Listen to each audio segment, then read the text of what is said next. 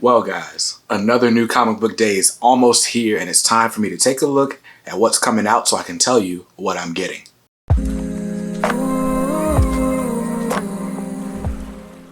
What's up guys, BJ Kicks here. I buy comics, I read them, and I review them. All for your viewing pleasure, so if you're new here, welcome. And if you're not, welcome back. Now on this channel I do comic book unboxings, reviews, haul videos, and even previews of the week's upcoming releases. So if you're interested in that type of content, hit that subscribe button, then hit the bell icon so that you're notified whenever new videos of mine go live. Now, this is the latest episode of what I'm getting for the week of July 21st, 2021. There's a lot of new comic books coming out this week, a lot that I'm excited about, a lot that I'm buying. But before we move on any further, last week, about a week ago today, I told you guys there are way too many books on my pull list and it is time to trim the fat. So we got books on the chopping block this week. We got a lot of books on the chopping block this week. And it's going to be that way for about 4 weeks until we get this list back down to a manageable size. Just wanted to let you know, so be on the lookout. There are several titles that I'm most likely dropping this week. And I'm excited about that. So without further ado, I always love to start these videos with the book that I am most excited for in a given week. This week, that is Static Season 1, Issue Number 2. Static is being written by Vita Ayala with art by Nick Draper-Ivey with some layouts by Chris Cross. But Static Season 1, Issue 1 was a real shocker. But there were definitely some things that happened in issue 1 that I didn't expect. We got some characterization of Virgil that, you know, on its face seems off, but if you read different creator interviews, you can see that it was there for a reason. So I'm really excited to see why we have angry Virgil. And I'm also excited about just how personal this story is. The introduction to Static in 1993, we got him already in action and we got him kind of already a hero, even though he was kind of battling like with self-esteem issues and stuff like that, right? Cut to season 1, right? This new 2021 iteration of Static, and Static hasn't shown up in uniform yet, right? So he's kind of still deciding who he wants to be. And the stakes are so much more personal due to the way issue 1 ended. So I'm really excited to see where that picks up or how that goes from where we left off. But anyway, I've talked enough. I don't want to make this a review. Static Season 1, Issue Number 2 is the book I'm most excited for this week. It's got a cover price of $3.99, and I'm getting cover A. Next up, from DC Comics, Flash Issue 772. I don't know if you guys can even see this beside me, but this is my to-read pile. The last Flash issue I read was issue 770.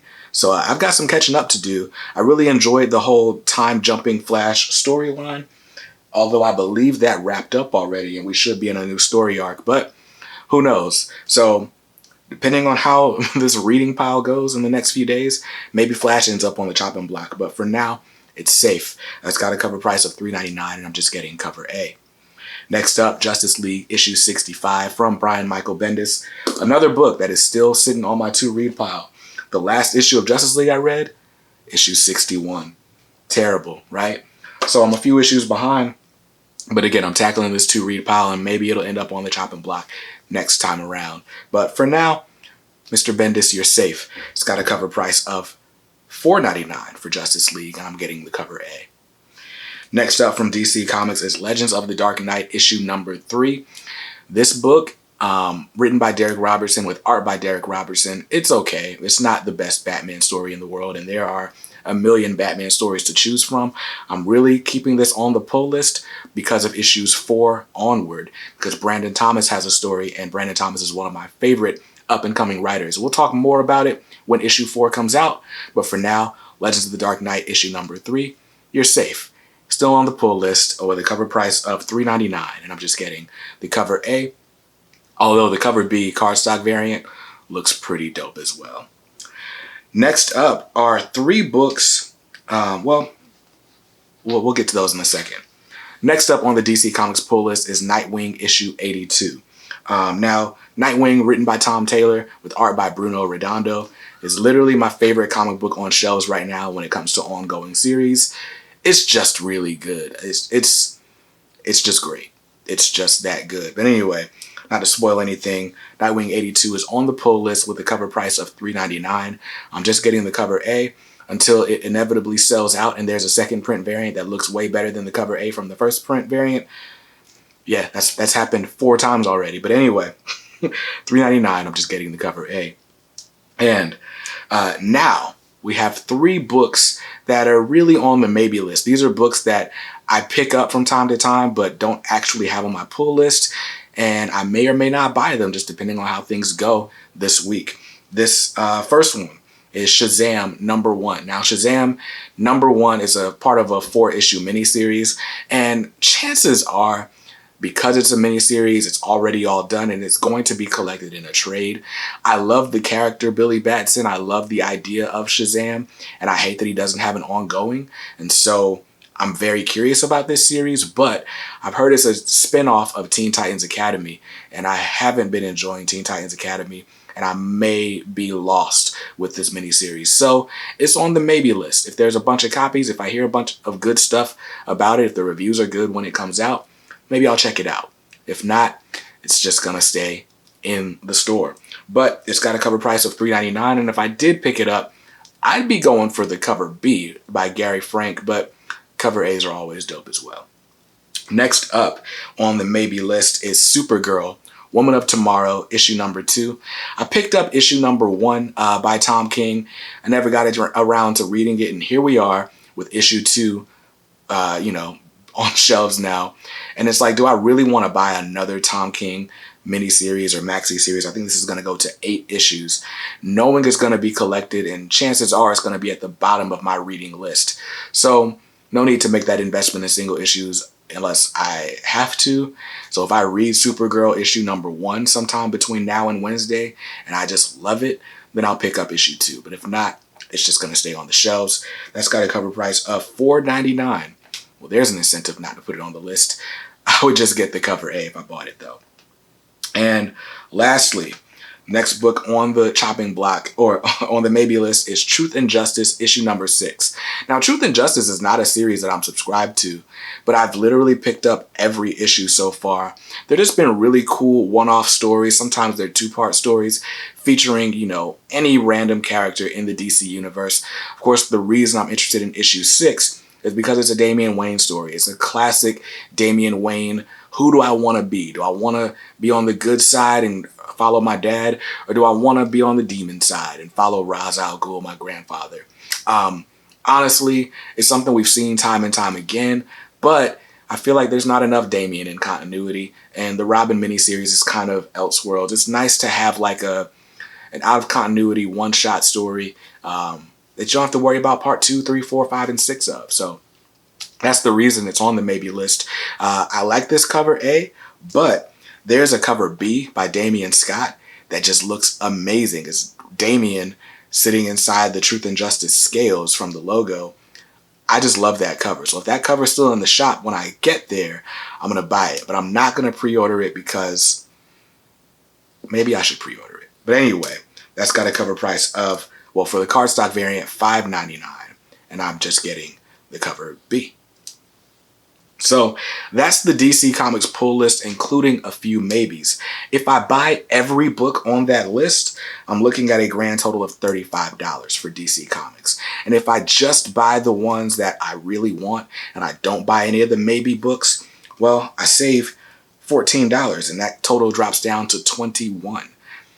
21 is definitely better on the wallet than 35. But anyway, let's move on to Marvel Comics. So first up from Marvel Comics is a book that's always safe, Marauders issue 22. Marauders by Jerry Duggan, who now is also writing X-Men, which makes Marauders even more essential in my mind, because if the guy who's writing the main book is also writing this book, it's definitely a tie-in that you want to grab. But I've been enjoying Marauders from the beginning. So I'm excited about that. It's got a cover price of $3.99, and I'm just getting the cover A. Up next from Marvel Comics is Miles Morales issue number 28 by Saladin Ahmed. By the way, Miles Morales has some of the best covers in comics right now. I don't know who this cover artist is, but everybody hire him for more things, because He's doing a great job. Miles Morales number 28, I believe, is wrapping up the Clone Saga. I'm 2 issues behind on Miles. Yes, I know. We're going to tackle this reading pile in another video. But anyway, that's got a cover price of $3.99, and I'm just getting the cover A. Next up is a brand new #1 from Marvel Comics. This is Moonknight issue #1. Of course, Moon Knight's got that Marvel tax for new #1, so it's got a cover price of $4.99. I've never read a Moon Knight story. I have the Moon Knight Omnibus, the original Volume 1 by Doug Moench and Bill Sienkiewicz, and honestly, when I did the overview, I was like, man, I want to read this ASAP. It just looks really, really interesting. Everyone calls Moon Knight Marvel's Batman. I don't know if that's really true, but they've had some of the same writers over the years, and I can see why they make the comparisons. But to have multiple personality disorder and all that going on, there's definitely a lot of compelling reasons to follow this character. So I'm excited for a brand new start, a brand new #1, and hopefully it becomes one of my favorite titles. And if not, I'll just drop it. But Moon Knight #1's got a cover price of $4.99, and I'm just getting not the cover A. There's a cover, I'll put on the screen the cover I'm getting. I forgot who the artist is, but it just looks dope. Next up is Thor. Thor Annual #1. Thor by Donny Cates. Donny Cates, one of the hottest writers in comics. I've enjoyed his Venom, and I've literally just been buying Thor off of the strength of Venom, even though I haven't read an issue yet. Yes, we are 15 issues into Thor, and I'm still haven't read issue 1. That's terrible. I need to read some of this book to decide if it's going to stay on my list or not. But it's always at the top of everybody else's list, so might as well buy it, right? But anyway, Thor Annual #1 should be a great place to start. Should be a nice, outside of the continuity story. So I'm excited to see how that goes. That's got a cover price of $4.99, and I would just get the cover A. Now, of course, there's got to be a book on the chopping block, or, the so-called maybe list this week. That is XMen Legends #5. This issue of XMen Legends is going to be written by Peter David, who did some of the original X Factor run after Louise Simonson, if I'm not mistaken. But anyway, this one is supposed to be taking place between 2 issues of X Factor that I never read back in the 80s, 90s, whenever X Factor came out. There's so many X titles out right now. I don't have the same nostalgia factor that other people do that read X-Men Legends, because I didn't read this stuff originally. I've got it in omnibus format, and it likely is not coming off of those shelves for quite some time. So, for those reasons, X-Men Legends is pretty much on the chopping block. It's got a cover price of $3.99, and the cover A by Brett Booth is pretty cool.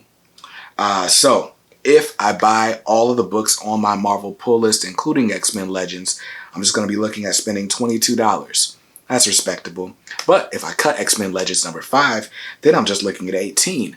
And 18 is better than 22 on the wallet anyway. So that's likely what I'm going to do. Now, let's move on to the independent and creator-owned comics, because there's a lot of them. So, first up is Home issue #4. Home by Julio Anta has been really, really cool. I've only read 2 issues, so I gotta read issue 3 before Wednesday so that I can, just be up to date.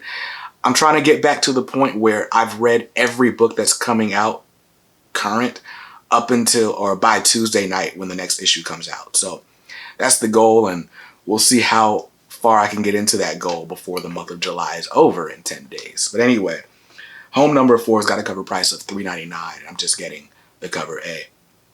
Next up, Philadelphia, issue 15. Philadelphia by Rodney Barnes with art by Jason Sean Alexander. It's just one of my favorite books on shelves. It's horror, it's political suspense, it's drama, it's mystery, it's family drama, all of the above, plus its characters of color. That's just extra icing on the cake. I love this series. I need to get caught up on it too, but I'm literally never dropping this book because of how I discovered it and how much I loved getting every issue. So that's got a cover price of $3.99, and I'm just getting the cover A. Next up is the first book on the chopping block. This is Power Rangers issue #9. Power Rangers, I literally have never read an issue. I've never read an issue of Mighty Morphin Power Rangers, the original series. Well, actually, I take that back. I started pulling Power Rangers at issue 47. I read issues 47 through 50. I felt like I was lost. Then Mighty Morphin and Power Rangers came out, 2 sister series. And I'm like, okay, cool, brand new starting point. Never read the books. I've been buying them just for the covers. Even as late as last week, I bought an issue of Mighty Morphin because it had a dope cover. I gotta stop this. So Power Rangers number 9 is on the chopping block. It's got a cover price of $3.99, and that's the cover A. Next up, a book that's not on the chopping block, Skybound X number 3. Skybound X is an anthology series being, curated, spearheaded by Robert Kirkman to kind of bring fun, interesting stories to celebrate the 10th anniversary of his Skybound imprint under Image. But yeah, so fun stories. Some of them with characters I'm familiar with. Most of them characters I'm not, but it's just fun to kind of get into this universe for the first time. That's got a cover price of $4.99, and I'm just getting the cover A. Next up, speaking of Skybound, The Walking Dead Deluxe issue number 19. Walking Dead Deluxe is a reprinting series of The Walking Dead, but this time in color with nice cardstock variant covers, and it's only $3.99. Like, Walking Dead in color, we know it's a hit, and it's colored for the first time, and David Finch is on the covers. I'm buying that book every time I see it on shelves. That's got a cover price of $3.99, and I'm just getting the cover A. And the last book on the pull list this week, Radiant Black issue number 6. Radiant Black has just been like a really fun take on superheroes. There's not a ton of superheroes in the Image universe. It's really fun to have a superhero outside of the big two because you're not loaded down with continuity. And man, issues 4 and 5 of this series just really took things up a notch and really made the pace a lot faster. I'm enjoying this series a lot. I mean, you can tell because I'm caught up. Like, that's how you know I'm enjoying a book. But anyway, Radiant Black has a cover price of $3.99, and I'm just getting the cover A. So that's my indie and creator-owned pull list. So if I buy every book on that list, I'm looking at a total of $25. But if I do drop Power Rangers like I said I was going to do, then I'm only looking at $21 for my indie pull list. Now let's talk about grand totals. If I buy every book on this list, then I'm looking at a grand total for the week of $82, which puts me $32 over my budget of $50. That's unfortunate. But if I drop all the books that I've got my little asterisk beside, put them on the chopping block, well then, I'm at a much more respectable $60 before any taxes or subscriber discounts. I can deal with that. That kind of brings it back to around $57, $56. Hey, if I'm in the 50s, that's a win. So I'm going to have to see these titles go. That's just how it's going to have to go. Insert really sad music. So those are the titles I had to leave my pull list this week, but I'm very excited about the titles I got to keep. What are the titles that are staying on your pull list this week? I want to know in the comments below. And by the way, if you want to talk comics with me all the time, be eligible for dope activities, giveaways, prizes, omnibus, variant covers, all sorts of really cool things that you need to join my private Facebook group. It's called the K Squad. It's free to join and free to participate in, and it's fun. Very fun. We got a book club. We got a fitness squad. We got a lot of things going on in the K Squad that you definitely need to be a part of. So hit the link in the description below. While you're looking in the description, check out our channel partners for some really good deals on collected editions, mystery boxes, even geeky swag and poster items. But anyway, that's going to do it for me. I hope you saw something you liked in this video. And if not, well, hey, that's cool. You can always buy what you like. Make sure you read what you buy. And be nice to others, because kindness makes the world go round. Peace.